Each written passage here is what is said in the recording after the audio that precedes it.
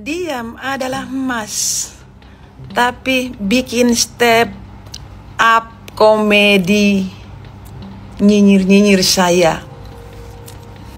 Sebuah video yang beredar luas di media sosial kembali menyeret nama komika Arie Kriting dalam pusaran konflik keluarga dengan sang ibu mertua, Nursyah, ibu dari aktris Indah Permatasari. Video tersebut memicu perbincangan hangat lantaran berisi tuduhan serius yang, menurut publik, jelas diarahkan kepada Arie. Dalam video itu, Nursyah menyinggung soal stand-up komedi yang dianggapnya bukan lagi sebagai panggung hiburan, melainkan sarana untuk menyindir dan menghina pribadi. Diam adalah emas, tapi bikin stand-up komedi nyinyir-nyinyir saya. Apakah itu bagus? Hina-hina saya, lelucon-lelucon cari uang dengan stand-up komedi. Apakah bagus? Pernyataan tersebut langsung ditafsirkan warganet sebagai sindiran keras kepada Arie Kriting yang memang dikenal sering menyelipkan isu personal ke dalam materi lawakannya. Tak berhenti di situ, pernyataan Nursyah dalam video itu kian mengejutkan publik. Ia menuding ada pihak yang melakukan tindakan menusuk dari belakang, bahkan sampai menyewa dukun atau tukang santet. Diam, tapi di belakang menusuk. Menusuk bayar orang, tukang santet. Aduh Tuhan. Terus, waktu anakku lamaran saya tahu loh kamu mau menghancurkan lamaran, supaya tidak jadi lamaran. Kutipan tersebut membuat konflik yang sudah lama diketahui publik menjadi semakin rumit. Tuduhan santet dan sabotase lamaran menandakan bahwa permasalahan ini tidak hanya soal restu, melainkan sudah menyentuh isu spiritual yang jauh lebih sensitif.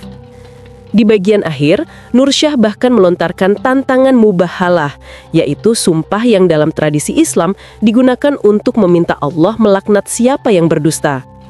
Ini Al-Quran, berani nggak mubahalah? Tantangan itu menunjukkan bahwa ia bersedia mempertaruhkan konsekuensi spiritual atas tuduhannya, menandakan keseriusan dan keyakinannya pada apa yang ia ucapkan. Perseteruan antara Nursyah dan Arie Kriting sebenarnya sudah berlangsung lama. Sejak awal, pernikahan Arie dan Indah pada tahun 2021 memang tak mendapat restu dari sang ibu mertua.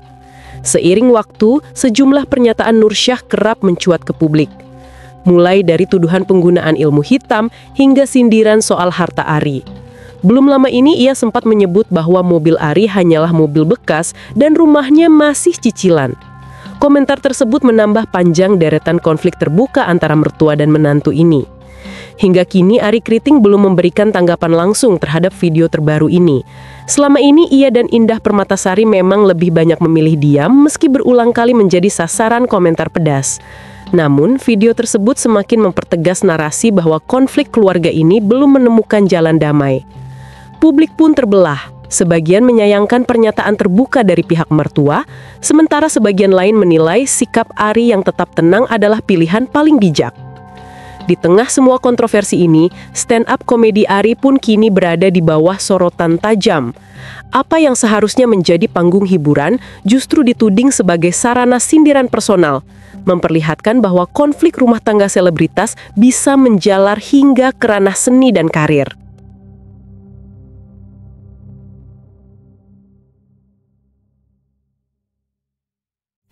Diam adalah emas, tapi bikin step up komedi nyinyir-nyinyir saya.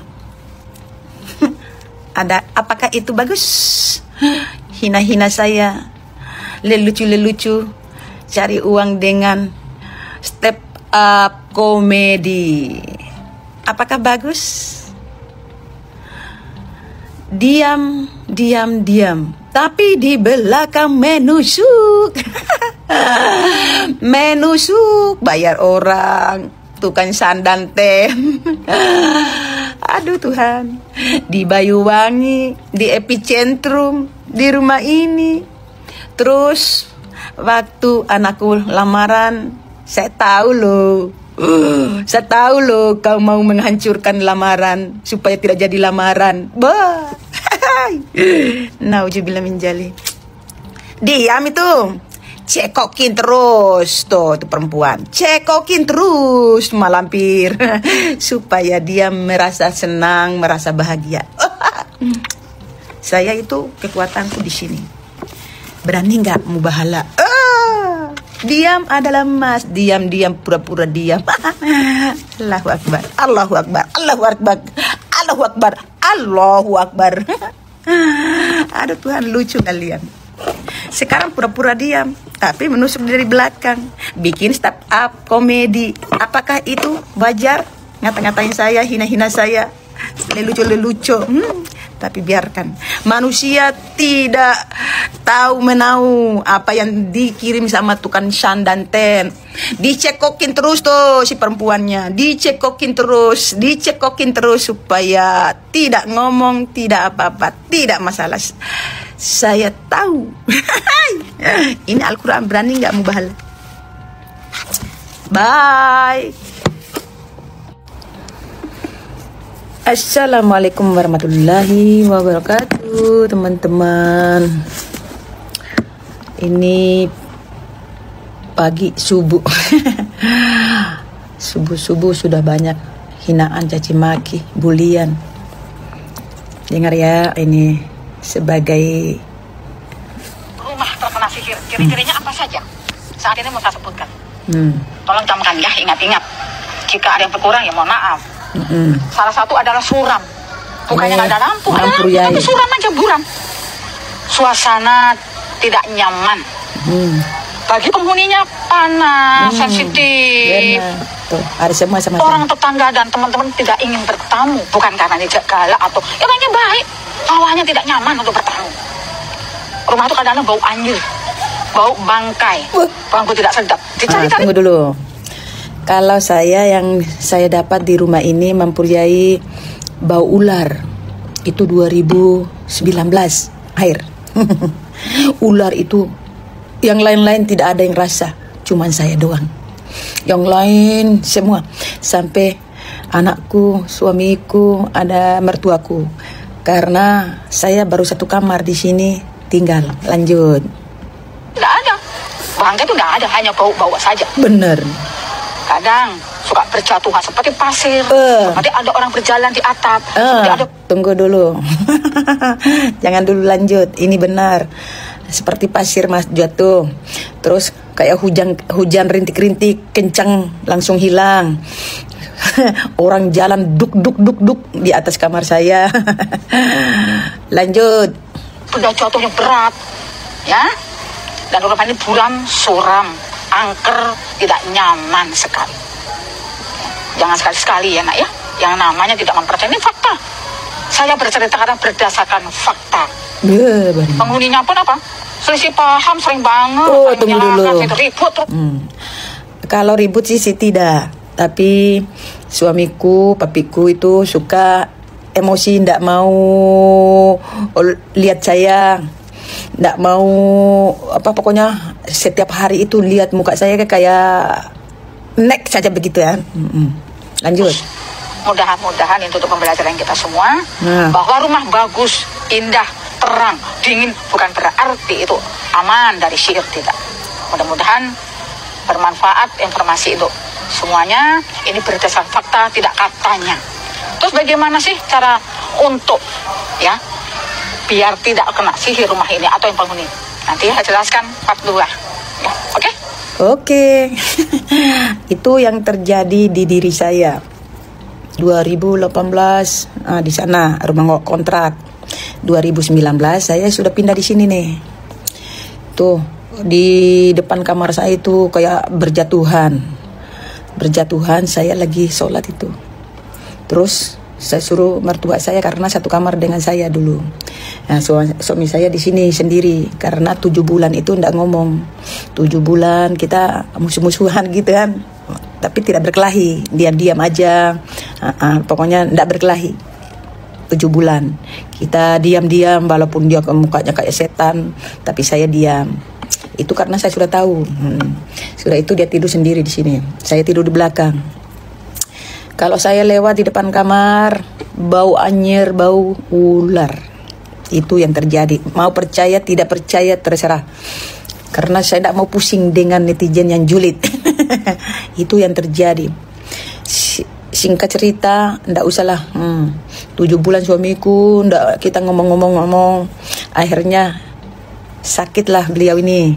Sakit beliau ini, saya ndak mau pergi. Karena dia kan jengkel sama saya. Saya ndak mau bantu dia di rumah sakit. Ndak mau bantulah, karena dia jengkel sama saya. Akhirnya dia jatuh sakit. Jatuhlah, ada jatuh sakit. Terus itu anakku Sinta berbohong-bohong, jaga papi di rumah sakit. Tidak, aku bilang begitu. Dia jahat sama saya bilang begitu. Terus anakku telepon sana sini minta tolong, apalagi tuh yang artis. Nah, tapi dia tidak telepon saya, dia telepon Sinta suruh saya datang di sana. Tapi saya tidak mau. Keke tidak mau karena kan 7 bulan dia benci sama saya. Giliran sakit panggil saya. Itulah cara Allah membukakan kejahatan tukang santet. Tahu, singkat cerita, 9 hari di rumah sakit. Hari kedua baru saya datangin karena saya kasihan sama suami saya. Karena aku pikir dulu suamiku enggak begitu. Akhirnya saya inisiatif, pergilah hari kedua di rumah sakit itu. Ya oke lah, dia jahat sama saya 7 bulan itu. Tapi pas besoknya saya pergi di rumah sakit. Di sanalah saya ketemukan sama tukang santet. Tukang santet itu saya tidak tahu. Saya pikir tidak ada orang yang jaga di rumah sakit. Tak tahu ada perempuan itu dengan tukang san dan ten. Nah di situ saya berkelahi. Saya tunjuk-tunjuk. Pokoknya dah saya habisin itu pada waktu itu. Singkat cerita ya, saya berkelahi kayak film Hollywood. Kita ke sana, dia ke sana, saya ke sana. Saya tahan karena saya mau tahan dia itu. Saya mau ngomong, saya habis saya kata-katain. Tukang san dan ten, tukang si dan hir. Akhirnya singkat cerita, 9 hari sampai di ICU suami saya. Sempat hari ketiga saya sholat tahajud di situ. Sholat tahajud hari ketiganya saya tunggu subuh. Ini saya kan tidur di lantai, suamiku saya kan ndak jaga aja karena saya kan tidak ngomong-ngomongan. Kita musuh-musuhan. Saya jaga aja itu. Saya tidur di lantai sama anak saya, dia di atas. Kenapa pada waktu saya tunggu subuh itu kan saya tidur di bawah. Karena tadi jam 21 atau jam 2 lah saya mulai sholat tahajud. Sudah itu saya nunggu subuh, ketiduran di sajadah. Akhirnya begitu bangun saya langsung Allahu Akbar. Saya pegang mukanya itu suami saya. Tiba-tiba tangan saya mengarah ke muka suami saya. Saya langsung genggam erat-erat ini muka suami saya. Allahu Akbar. Singkat cerita besok-besoknya tidak ngomong-ngomongan kan. Nah, akhirnya karena di rumah juga anakku pergi sekolah, saya pagi-pagi ke sini, pagi-pagi ke rumah lagi, saya pergi cek anakku mau berangkat sekolah. Sudah itu yang kecil ini masih TK. 2019. Singkat cerita apa yang terjadi sampai 9 hari di sana, 3 hari di ICU. Saya sampai di samping WC saya sholat tahajud, ya namanya ya biarlah barangkali saya maafin suami saya masuk keluar di ICU. Saya doain, saya al-fatihah, pokoknya saya doain itu semua ayat Al-Quran itu saya rabah. Habis tahajud saya rabah dia, 5 waktu saya rabah dia dengan Al-Fatihah. Akhirnya di samping, ya saya sholat itu di samping WC, tapi kan ada jalanan di situ. Saya jaga dia di ICU. Akhirnya sampai saya lihat itu beliau takut dia pergi kan. Saya bilang sama anak saya, papimu sudah kumaafkan, papimu, aku bilang begitu. Sudah kumaafkan. Mudah-mudahan Allah kasih sembuh. Akhirnya alhamdulillah 2 hari kemudian 2 hari itu ICU. Hari ketiga agak mending. Saya bilang mau dilanjutkan di sini atau kita keluar. Suami saya bilang saya mau pulang katanya, tapi keluar dari ICU itu 1 hari di kamar lain, di kamar di luar. 1 hari di kamar luar langsung sembuh suami saya. Sudah itu pulang. Singkat cerita pulang. Nanti lagi ya part kedua.